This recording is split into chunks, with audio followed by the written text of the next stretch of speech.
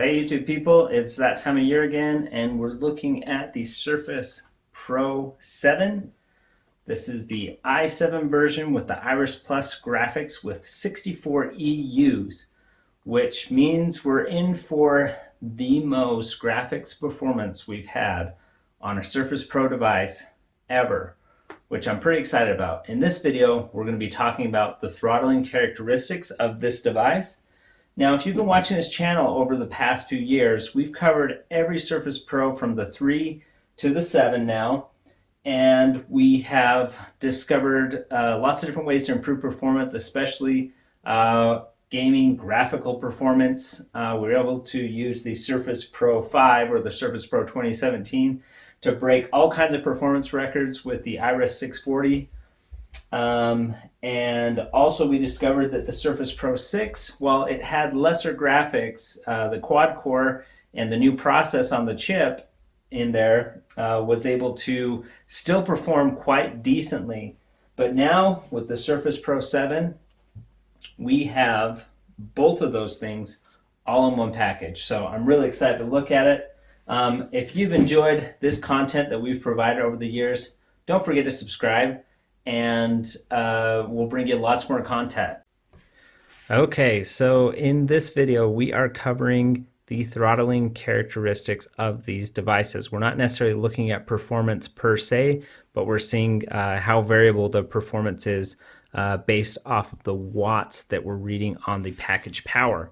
And so in order to do that, we're using a program called Throttle Stop, and I'm not using this to modify parameters. Everything's still at stock. I'm just using this application to view the watts of the devices that the package power is pushing. And by doing that, I'm able to see how much power is being pushed through these little chips. So the Ice Lake on the Pro 7 should actually do more work with less power than the KB Lake on the Surface Pro 5. So let's just have that be an introduction to our contenders here. Right here in the blue type cover, we have the Surface Pro 5 with the 7660U, 14 nanometer chip, 48 execution units on the Iris graphics. The latest and greatest Surface Pro 7 with the 1065 G7, 10 nanometer Ice Lake processor with 64 execution units on its Iris graphics. Now over here we have the X1 tablet, third generation from Lenovo. It is not a Surface Pro 6, but it uses the exact same processor, the 8650U KB Lake R 14 nanometer processor with quad core. So it's not a direct stand-in for the Surface Pro 6. I realize it's not a direct comparison and it shouldn't be used as such, but it's just kind of there for fun. And if Microsoft wanted to send me more devices in order to test them, I'd be happy to do that, but I pay for all these devices out of my own pocket, so there you go. Anyways, let's go ahead and get started. So what we're going to do is we're going to run a benchmark, and we're going to look at the benchmark scores, but we're also going to see when things start to throttle, because that means loss of performance, and that's what we're interested in. So in order to do that, I'm going to run a benchmark that I've used in lots of my Surface videos, the de facto Tomb Raider benchmark. And let's go ahead and get that ready to run on all of the devices. We're going to start them at exactly the same time so we can keep an eye on what's going on.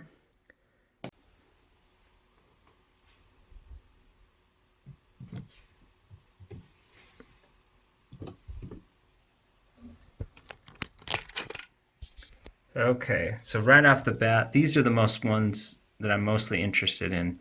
So the Pro 5 is running at 30 watts, and the Pro 7 is also running at 30 watts. So far they've acted very identically. Over here, the Surface Pro 6 only 22 watts, but that's because it has less execution units. Now the Pro 7 is now bumped up to 32 watts as the benchmark is running. Another thing to note is the frame rate over here, 43. The new Pro 7, over 60 frames per second on this device. So we've now power limited down to 25 watts, which I've noticed on these devices. You kind of have this full power boost for a couple seconds, and then it starts to limit. And it looks like that limit is set to 25 watts between these two.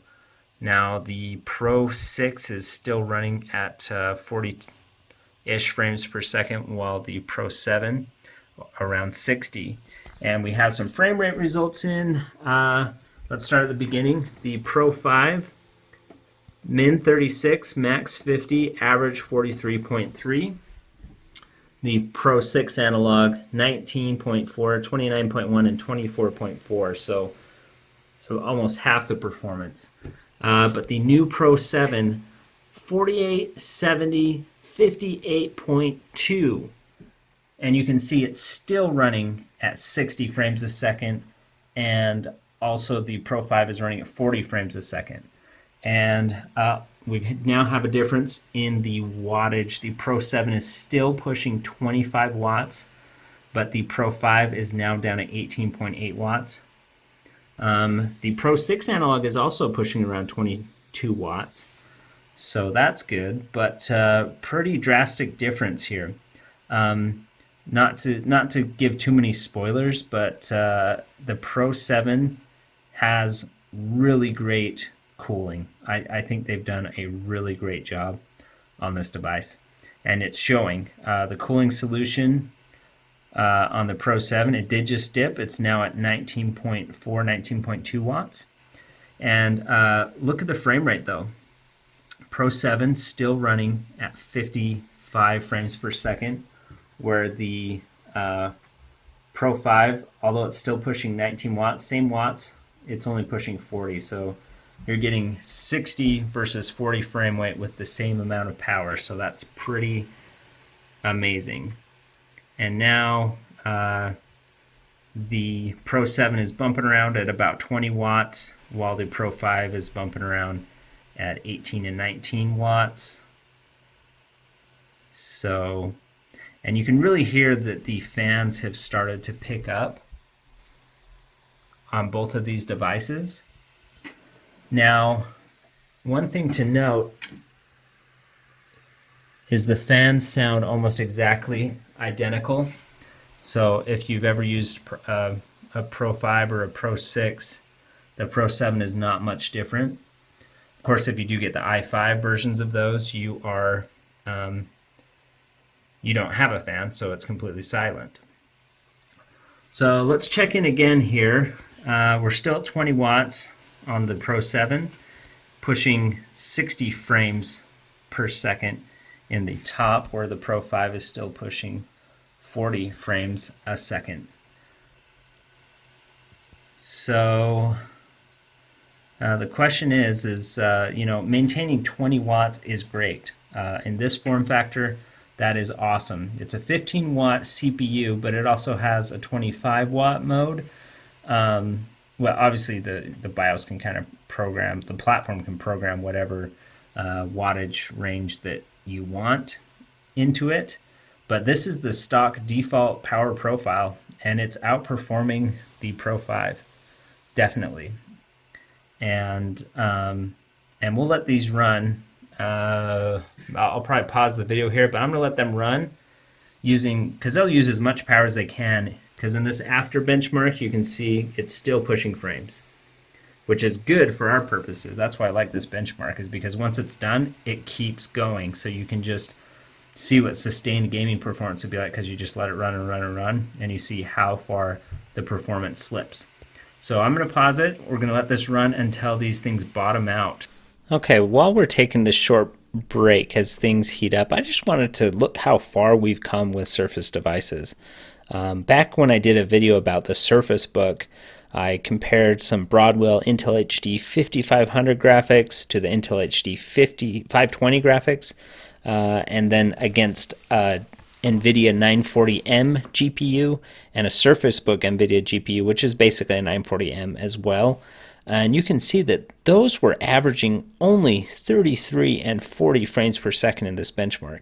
And now we have an integrated right into the processor chip that's averaging over 60 frames a second with the Pro 7 i7 version. That's pretty awesome. You know, we've basically surpassed what used to be discrete graphics for this class of device. So I'm pretty pleased with the results so far. Okay, so they have mostly bottomed out, and you can see that the trend continues of the Surface Pro 7, just slightly more optimized than the Pro 5. It's able to push 15.5 watts, while this one's down at 14 watts. So they're very similar in their characteristics, but the Pro 7 is able to edge it out in terms of thermal dissipation. But also, if you look at the performance, 53 frames a second versus 33 frames a second. So you have a massive increase in performance using the same amount of power, Pro 7 versus Pro 5. And of course, if you look over here at the Pro 6, oh, it actually bumped up. It kind of does this thing where it floats down to about 10 watts and gets, 17 frames a second. Really doesn't do too well, but then it bumps back up. So its throttling characteristic on the Lenovo X1 is just a little bit different. So we'll kind of throw those results out. But over here, you see the trend. The Pro 5's now dropped down to 13.5 watts, where this is able to maintain the 15 watts. And those frame rates speak for themselves. The Pro 7 is maintaining 50 plus the entire time, where this one averaged 43 frames a second and then bumps down into the 30 range. So just a massive increase in performance. Better throttling characteristics on the Pro 7. It can dissipate more heat. In fact, let's go ahead and switch over to our thermal camera and look and see what the back of these devices look like. Okay, on the left we have the Surface Pro 7 and the right the Surface Pro 5. And the Surface Pro 7 is actually a little bit hotter, but it gets hotter right in the corner, right where the fan is, and I think it's just expelling that hot air out of the chassis quicker because the processor on the Pro 5 is more near towards the center, where the Pro 7, it's in that corner and tends to just like blow that hot air right away more quickly. So I think that's where it's getting the advantage. And here's the X1 tablet. It's the hottest of the bunch, and there you have it. Okay, so things have really bottomed out, 13.5 and 15.5 on the Pro 7. So Pro 7, definite winner. Now, you guys know what comes next. It's time to point this fan at the back of the Pro 7 and see if we can restore our previous 25 watts of glory.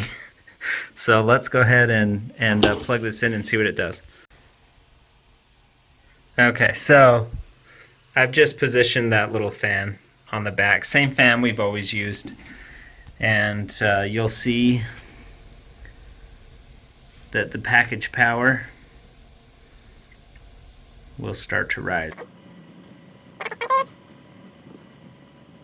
So just a note, the Surface devices work, their throttling is not actually based, well, it's based on lots of different things, but the main factor for thermal throttling on a Surface device is the temperature of a probe of the chassis on it. So the cooler you make that chassis, the more power you're going to get back into your package. So now we're up to 19 watts. Another fun note is if we look at the Surface Book and the original NVIDIA graphics, we are destroying the original Surface Book NVIDIA graphics. So this new HD Iris Plus with 64 execution units is awesome. It's literally blowing the 940M out of the water in the test so far. So here we go. We're now up to 21 watts sustained. Our frame rate is surprisingly not super changed, still over 50.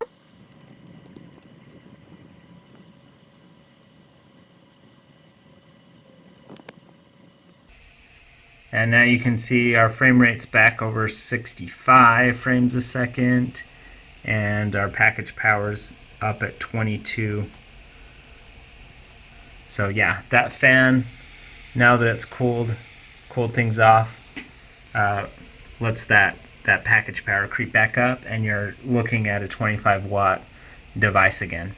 So there you have it. That is the throttling characteristics of the Surface Pro 7. I'm really excited and happy with this device. We finally get the Iris graphics back into play with their full strength and then some, and it really should be interesting to see where the performance goes. I'm going to start running a bunch of benchmarks and performance tests, so if you're interested in that, be sure to subscribe and we'll keep you updated, and hopefully I can find some comparative Surface Pro 7 i5 benchmarks to compare against. And anyways, thanks for watching, and we'll see you next time.